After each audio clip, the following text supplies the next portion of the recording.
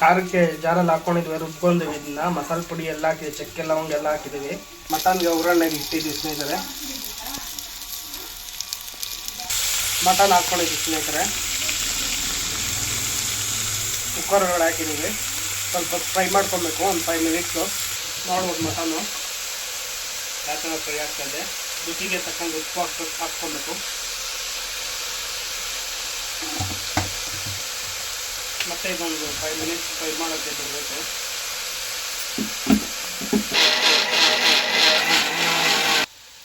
Fry ಆಗ್ತಾಯಿದೆ ಸ್ನೇಹಿತರೆ, ನೋಡ್ಬೋದು ಇಲ್ಲಿ ನೀವು ವಿಡಿಯೋ.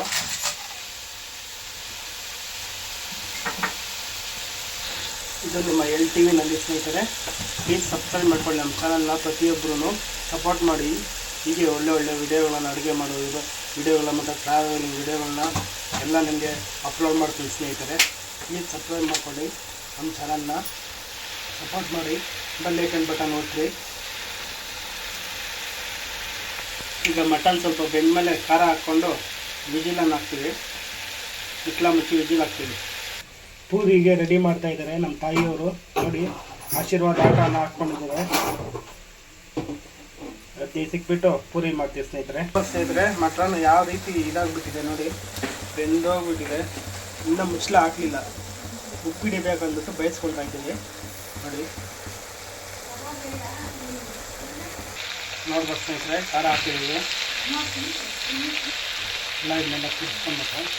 ಮಟನ್ ಈ ರೀತಿ ರೋಸ್ಟ್ ಆಗಿದೆ. ನಮಗೆ ಮಸಾಲೆಯನ್ನು ಆಡ್ ಮಾಡಿದ್ದೀವಿ ಸ್ನೇಹಿತರೆ. ಒಂದು 10-15 ಮಿನಿಟ್ಸು ವಿಸಿಲ್ ಹಾಕಿ ಬಿಡಬೇಕು. ಆಗ ಬೆಂದಿರುತ್ತೆ ಮಟನ್ನು. ನೋಡ್ಬೋದು ಸ್ನೇಹಿತರೆ, ವಿಸಿಲ್ ಬಂದಿದೆ. ಕುಕ್ಕರು ಮುಚ್ಚಳ ನೋಡ್ಬೋದು ಸ್ನೇಹಿತರೆ, ಮಟನ್ ಯಾವ ರೀತಿ ಆಗಿದೆ.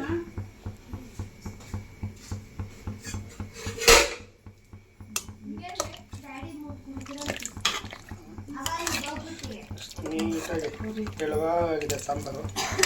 ನಾಟ್ಕೊಂಡು ತಿಂತಾ ಇದ್ರೆ ಬಾಯಿ ಊರ್ತದೆ ಸ್ನೇಹಿತರೆ ಪೂರಿಗೆ. ಪ್ಲೀಸ್ ಸಬ್ಸ್ಕ್ರೈಬ್ ಮಾಡ್ಕೊಂಡು ನಮ್ಮ ಚಾನಲ್ನ ಸ್ನೇಹಿತರೆ ಪ್ರತಿಯೊಬ್ಬರು. ಇದು ನಿಮ್ಮ LTVನಲ್ಲಿ ಈ ವಿಡಿಯೋ. ನೋಡ್ಬೋದು ಸ್ನೇಹಿತರೆ, ಪೂರಿಗೆ ರೆಡಿ ಮಾಡ್ಕೊಂಡಿಟ್ಟಿದ್ದೀವಿ ಮಟನ್ನು ಮತ್ತು ಪೂರಿ.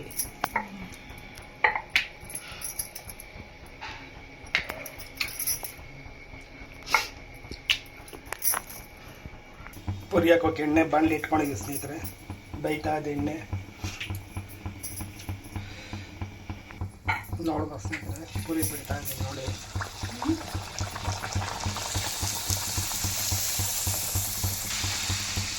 ಆಗಿದೆ ಪೂರಿ ಮತ್ತು ಮಟನ್ ಸಾರು.